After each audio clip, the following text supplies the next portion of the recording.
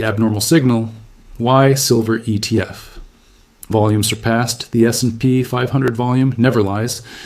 Price can deceive for weeks, even months. But volume reveals where the real money is moving. And right now, something unprecedented is happening in the silver market. On certain trading days, a single silver ETF is trading more volume than the S&P 500 itself. Not a rumor, not speculation, actual recorded volume. This is not normal market behavior. This is not retail enthusiasm. This is a signal. And signals like this, they don't appear randomly. They appear right before something breaks. Welcome back to the COMEX Chronicles, where we don't just report market movements, we decode them. Now, before we go any further, if you've been in markets long enough, if you've seen cycles come and go, if you remember when information actually meant something, then you understand the value of what we do here. So do me a favor, the way neighbors used to help each other years ago. Hit that subscribe button. Not for the algorithm, but because serious analysis deserves a serious audience. And drop a comment below. Tell me where you're watching from today, what city, what country, what time zone. Because this signal we're about to discuss, it's being felt everywhere. Now, let's begin. In the world of financial markets, there exists a fundamental truth that separates professional traders from amateurs. Price can be manipulated, headlines can be manufactured, sentiment can be engineered. But volume tells the truth. Volume reveals where capital is actually moving, not where people say it's moving. And in recent trading sessions, volume has been telling a story that most market participants are not prepared to hear. On multiple occasions throughout recent weeks, the trading volume of a single silver exchange-traded fund has exceeded the trading volume of the largest S&P 500 ETFs. Let that sink in for a moment. A commodity, a precious metal, a single asset class, generating more turnover than the benchmark index that represents the entire American corporate economy. This is not a normal market condition. This is an anomaly. And in markets, anomalies are never accidental. To understand why this matters, one must first understand what volume actually represents. When an ETF trades, shares are changing hands, capital is moving, and someone is making a decision. Every transaction represents a belief, a fear, or an obligation. High volume in stable markets typically means healthy liquidity, smooth price discovery, normal market function. But extreme volume, concentrated in a single asset, especially when that asset is not the primary focus of economic activity. That signals something different entirely. It signals urgency. The mechanics are straightforward. The S&P 500 ETFs, products like SPY and IVV, they represent ownership in American business. They trade heavily because they are the foundation of retirement accounts, institutional portfolios, and passive investment strategies. Their volume reflects broad-based participation, steady accumulation, and systematic rebalancing. This is expected volume, but silver is different. Silver is not bought for dividends. It does not generate quarterly earnings. It does not appear in standard asset allocation models. Silver is bought for two reasons. Either someone believes it will rise in price, or someone believes everything else will fall in value. And when silver ETF volume begins rivaling the S&P 500, it means one of two things is happening.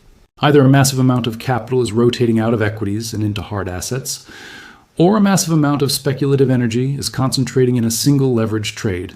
Both scenarios are dangerous. Both scenarios precede volatility, and both scenarios require systematic analysis.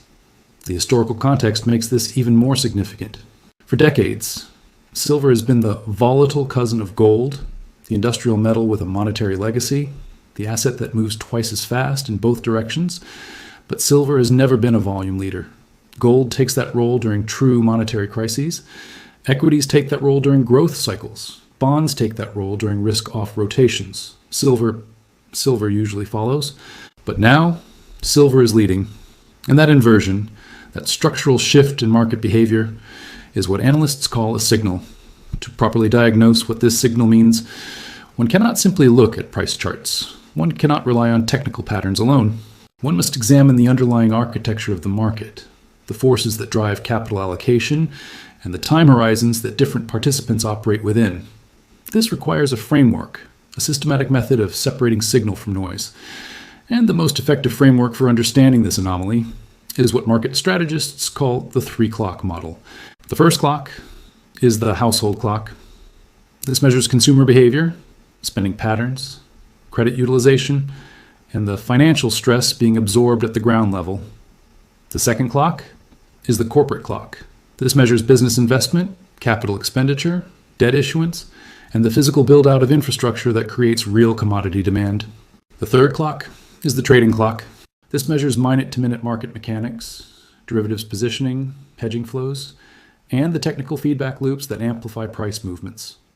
When these three clocks are synchronized, markets feel stable. When they diverge, strange things happen.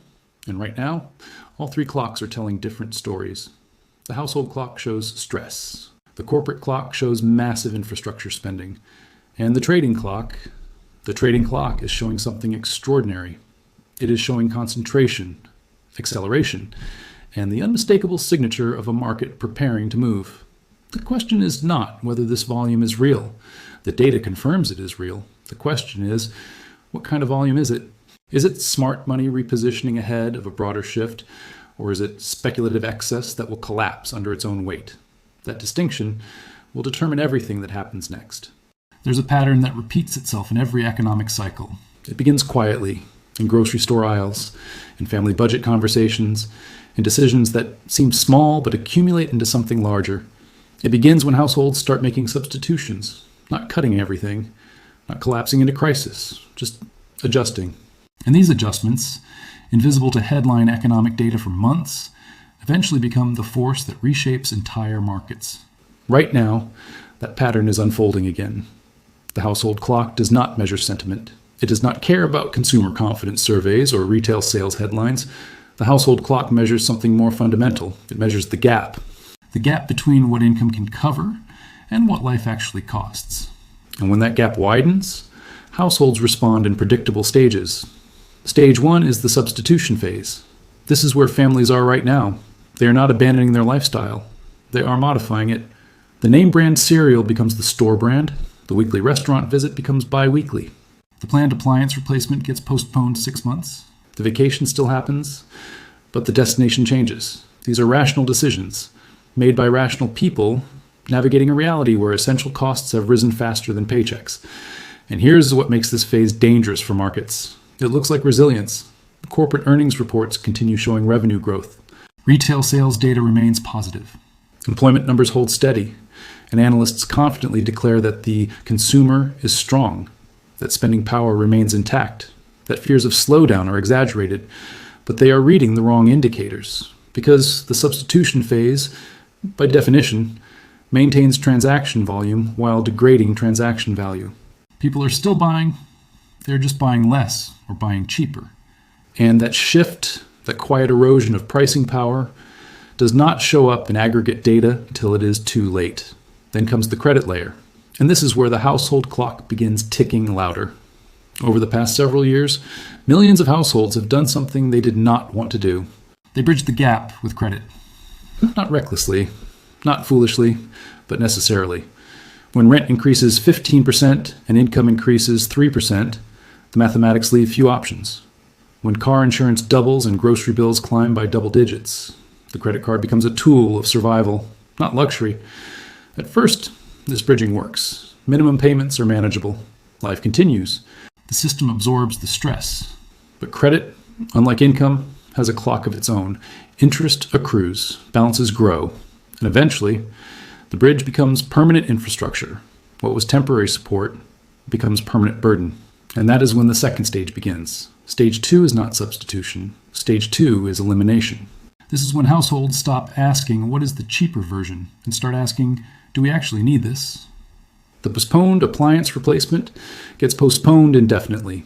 The modest vacation gets canceled entirely. The discretionary category shrinks to near zero. And this is where corporate revenue projections begin missing estimates. Because the company selling appliances does not care if customers switched from premium to standard models last quarter. The data is already beginning to reflect this shift.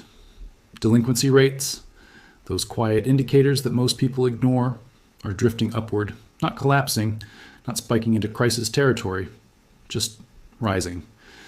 Auto loan delinquencies, credit card delinquencies, personal loan delinquencies, each one incrementally higher than the previous period. each one representing households that can no longer bridge the gap, and each one removing a small amount of velocity from the economic system. Velocity is the variable that markets underestimate. Velocity is not about how much money exists, it is about how fast that money moves. When households are comfortable, money moves quickly. Paychecks become purchases. Purchases become business revenue. Business revenue becomes wages. Wages become paychecks. The cycle flows. But when households are stressed, when they are carrying debt, when they are making eliminations instead of substitutions, money slows down. It sits longer in accounts. It gets hoarded as emergency savings. It moves through fewer transactions. And reduced velocity creates the illusion of reduced liquidity, even when central banks insist that monetary conditions are accommodative. This is the friction that sophisticated investors monitor, not the headlines, not the sentiment surveys, the friction. Because friction, unlike confidence, cannot be manipulated by optimistic forecasts. Friction shows up in payment data, in spending patterns, in credit utilization trends, and right now the household clock is showing friction. So what does this have to do with silver ETF volume surpassing the S&P 500? Everything. Because when households are under pressure, when the average person is feeling financial stress, even if they cannot articulate it in economic terms, a portion of capital begins moving differently. Not the retail investor buying silver coins, but the institutional capital, the hedge fund positioning, the volatility traders. They see the household clock. They see the friction building. And they begin positioning for what comes next. Because history has taught them something simple. When households are substituting, markets stay calm. When households are eliminating, markets get volatile. And when markets get volatile, capital flows into assets that do not depend on consumer spending. Assets like silver. There's a paradox unfolding in the American economy right now. One that confuses analysts, frustrates forecasters, and creates opportunity for those who understand what is actually happening. The paradox is this: households are tightening, yet corporations are spending at a scale not seen in decades. These two realities, operating simultaneously, create market conditions that appear contradictory, until one realizes they are not contradictory at all. They are simply two different clocks. The corporate clock does not run on consumer demand, at least not entirely. For most companies, yes, revenue depends on customers walking through doors or clicking buy buttons. These are the businesses watching margin compression, managing cost increases, and making cautious capital decisions. But there exists another tier of corporate America, a tier that operates more like sovereign nations than traditional businesses, companies with balance sheets larger than many countries' GDP, companies with credit ratings that rival government bonds, companies that are not asking if they should invest, but rather how much infrastructure the physical world can absorb. And right now, this tier is building. Not metaphorically building, not investing in innovation building, actually building. Physical structures, power systems, cooling infrastructure, server farms, fiber networks. The artificial intelligence revolution, the one dominating headlines and driving stock valuations, is not happening in the cloud. It is happening in warehouses, massive, industrial, power-hungry warehouses. Consider what it takes to run a modern data center, not a small server room, a true hyperscale facility, electricity consumption that rivals a small city, cooling systems that operate 24 hours per day, backup power generators the size of locomotives, transformers, switchgear, uninterruptible power supplies, miles of copper cabling, racks of specialized hardware, redundant network connections. This is not software development. This is construction. Heavy, industrial, and commodity-intensive construction. And construction at this scale requires something that most market participants do not think about: certainty. Not certainty about next quarter's earnings, certainty about the next decade's capital structure, because when a company commits to building a billion-dollar facility, they need to know their financing costs will not change mid-project. They need long-duration capital. And long-duration capital comes from the bond market. The bond market is where the corporate clock becomes visible. Over recent quarters, corporate debt issuance has been significant. Not distressed issuance, not emergency financing. Planned, structured, long-term borrowing. Companies are locking in rates, extending maturity profiles, and securing the capital needed for multi-year build-outs. The forecasts for corporate bond supply this year alone are measured in trillions. Trillions. This is not a company refinancing existing debt. This is capital being deployed into physical assets. Now, here is where the metal markets enter the equation. Because when corporations build at this scale, they do not just hire engineers, they consume materials, copper for electrical systems, aluminum for structural components, steel for reinforcement and frameworks, and silver for specialized electronics, for photovoltaic applications and backup power, for high conductivity connections and server infrastructure. These are not discretionary purchases, these are engineering requirements. And here is the critical distinction that separates industrial demand from consumer demand. Consumer demand is elastic. When households tighten budgets, they buy less, they substitute, they delay. Consumer demand responds to economic conditions in real time. But industrial demand has inertia. Once a data center project begins, it does not stop because consumer confidence declined. Once a power contract is signed, the copper must be delivered. Once a timeline is set, the materials must arrive on schedule. Industrial demand is committed demand, and committed demand creates price support that retail sentiment cannot provide. This is why commodity markets can remain firm, even while household spending softens. The corporate clock is running on a different timeline, a timeline measured in years, not quarters, a timeline driven by infrastructure necessity, not consumer preference. And this timeline, this multi-year capital commitment cycle, creates sustained demand for raw materials. But there's another layer to this story, a layer that explains why certain metals are attracting more attention than others. Supply. Because unlike software, which can scale instantly, physical materials have physical constraints. A copper mine does not open in 6 months. It takes years of exploration, years of permitting, years of construction before a single ton of ore is extracted. A refinery does not double capacity because demand increased. It requires capital investment, environmental approvals, and skilled labor that is increasingly scarce. A transformer factory cannot simply run a second shift to meet surging orders. It needs specialized components, long lead time materials, and supply chains that stretch across continents. The supply constraint, this physical reality that cannot be solved with monetary policy or government stimulus, this is what creates commodity price cycles. And right now, the corporate build-out is creating demand at a pace that existing supply infrastructure was not designed to handle. Not catastrophic shortage, not immediate crisis, just tightness. The kind of tightness that makes procurement officers nervous. The kind of tightness that makes financial traders pay attention. Because when supply is tight and demand is committed, price becomes less sensitive to short-term economic data. A company building a data center cannot wait for silver to get cheaper. They need it now, at whatever the market price is. And that dynamic, that inelastic demand meeting constrained supply, that is what creates the conditions for price volatility, not driven by speculation, driven by physics. So while the household clock shows stress, while families are eliminating purchases and reducing consumption, the corporate clock shows expansion, massive, committed, multi-year expansion. And this expansion requires metals. It requires copper. It requires aluminum. It requires silver, not as a hedge, not as speculation, as material inputs for physical infrastructure that is already under construction. And when that industrial demand meets a market where speculative positioning is also building, when supply chains are already tight, when geopolitical risks are adding uncertainty to sourcing, the result is volatility. The kind of volatility that shows up as abnormal ETF volume. The kind of volatility that makes a silver fund trade like the S&P 500. Because the market is not just pricing silver as a commodity. It is pricing silver as a signal that something structural is shifting. There is a moment in every market cycle when technical structure becomes more important than fundamental value. A moment when the machinery of trading, the hedging algorithms, the derivative chains, the leverage embedded in financial products, when all of this begins driving price movements that appear disconnected from underlying reality, that moment is happening now in silver.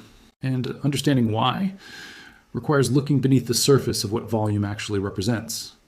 When most people see an ETF trading record volume, they assume it means one thing: massive interest, huge capital inflows, a wave of new buyers entering the market.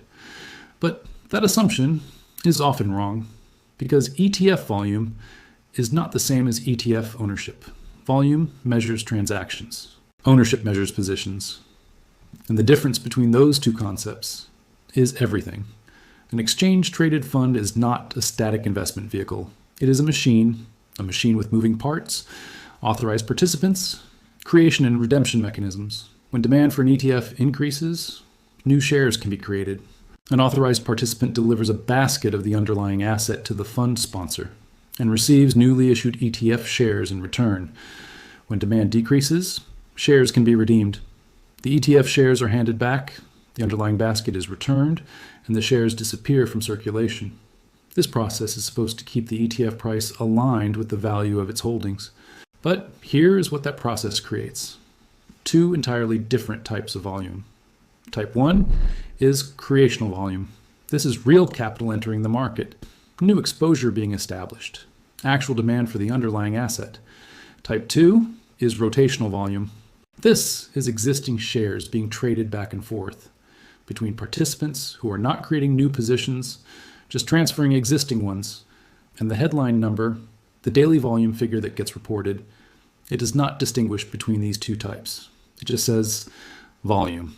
So when silver ETF volume surges to levels that rival the S&P 500, the first question should not be, how bullish is this? The first question should be, what kind of volume is this? Is this new money arriving or old money churning? Is this institutional accumulation or speculative rotation? Is this conviction or confusion? Because the difference determines what happens next, and there's a way to diagnose this. It requires watching what happens after the initial surge. If volume remains elevated while price consolidates in a tighter range, that typically indicates digestion, real buyers, absorbing supply, building a base, establishing support levels. This is the pattern of accumulation. But if volume surges and price whipsaws violently, ripping higher, then fading, then ripping again, that is not accumulation, that is mechanical activity. That is the signature of derivative-driven volatility. Because silver ETFs, like most heavily traded products, have options markets, and options markets create obligations. When someone buys a call option, they are purchasing the right to buy the underlying asset at a specific price, but someone sold them that call. Usually, a market maker, a dealer whose job is not to speculate but to provide liquidity. And that dealer does not want directional risk, so they hedge. When the same ticker trends on social media in the morning and vanishes by afternoon, when options volume concentrates in near-dated strikes, when intraday volatility increases while closing ranges narrow, when every rally gets sold and every dip gets bought with equal aggression. These are the characteristics of a market eating itself, not building a foundation. And this is where silver's dual identity becomes particularly relevant, because silver is not just an industrial commodity. It is not just a monetary hedge. It is both, which means it attracts multiple types of participants with conflicting timeframes and objectives. Industrial buyers need physical metal for production. Monetary hedgers want exposure to precious metal pricing. Speculators want short-term price movement. And all three groups can be active simultaneously, pushing volume higher, while having completely different exit strategies. And so when silver ETF volume rivals the S&P 500, it is not one story, it is three stories happening at once. The industrial story, driven by corporate infrastructure demand. The monetary story, driven by concerns about debt, currency stability, and geopolitical risk. And the speculative story, driven by options, mechanics, leverage, and short-term positioning. Determining which story dominates requires watching behavior, not headlines. Does the ETF hold gains overnight or fade into the close? Does options interest concentrate in longer-dated contracts or weekly gambling tickets? Does volume persist through consolidation or disappear when price stops moving? These patterns reveal intention, and intention predicts sustainability. Right now, the trading clock is showing concentration, extreme, unusual, abnormal concentration. Capital flowing into a single asset class at a rate that suggests urgency. Whether that urgency reflects genuine repositioning ahead of a structural shift or merely speculative excess that will exhaust itself, that remains the question. But the volume itself is not debatable. The signal is real. What it signals will be determined by which clock proves dominant. The household clock showing stress, the corporate clock showing expansion. or the trading clock, showing mechanical acceleration? And the answer to that question will determine whether this abnormal signal was a warning or simply noise.